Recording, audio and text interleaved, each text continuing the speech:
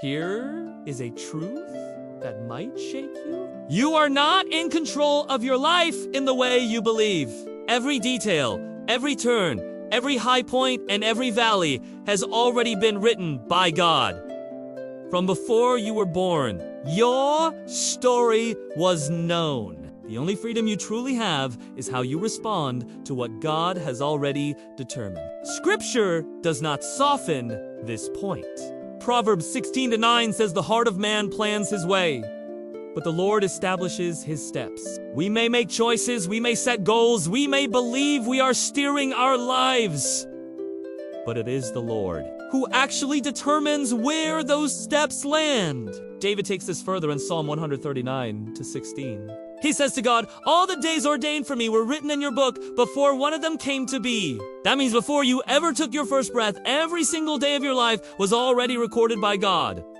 The joys, the sufferings, the successes, the failures, the people you would meet, the events you would face, all of it already written down. God himself declares his sovereignty in Isaiah 46:10-11. My counsel shall stand, and I will accomplish all my purpose. Nothing is outside his design. Not a king rising to power, not a sparrow falling to the ground, not even the number of hairs on your head. All is under his command. Consider Joseph. His brothers betrayed him and sold him into slavery. He was thrown into prison for a crime he did not commit. By human eyes, it was injustice and chaos.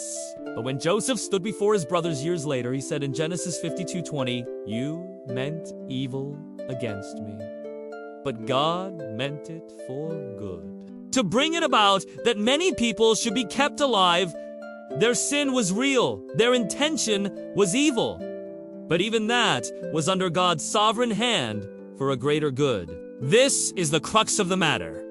Our choices are real. Our responsibility is real. Yet above and beyond all of it stands the sovereignty of God.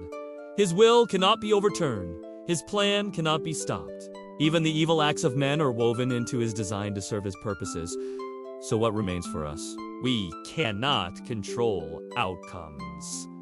We cannot write our own destiny. What we can control is how we respond. Will we respond with rebellion, bitterness, and pride, believing we should be the master of our own lives? Or will we respond with faith, humility, and surrender, trusting that God is working all things together for good, just as Romans 8:28 promises?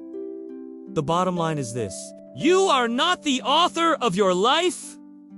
God is, and the measure of your life will not be whether you forced it into your plan, but whether you trusted his plan and responded with faithfulness. In the end, the Lord is sovereign over all.